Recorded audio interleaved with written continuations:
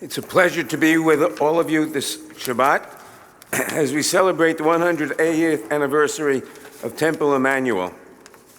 For almost 2 centuries, Temple Emanu-El has served as a pillar of the Jewish community here in New York City and a prominent voice in the Reformed Jewish movement. The small minyan that gathered for services on the Lower East Side has transformed into a renowned flagship institution that models how spiritual communities can create an inclusive environment while being in dialogue with religious traditions. Today, we find ourselves in a challenging time for the Jewish people. We have seen a scourge of anti-Semitism and prejudice once again on the rise, even here in New York. Marginalized communities, civil rights and civil liberties, and even our very democracy are under attack.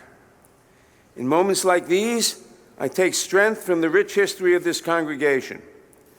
Temple Emanu-El and its leadership have understood that the Torah is not a static text merely to be recited during services in this beautiful sanctuary. It embodies values that we must engage with, to embody them each day as we live our lives. The text from Micah on the outside of this building, Ma Hashem daresh mimcha, ki masot mishpat, what doth the Lord require of thee, but to do justice, to love mercy, and to walk humbly with thy God, embodies the essence of Judaism. It commands that we perform daily acts of tikkun olam, that we call for social justice in our country and for peace and security in Israel, that we show up for our neighbors, and that we create communities that are rich in diversity and welcoming of others. These are values that are core to our identity as Jews.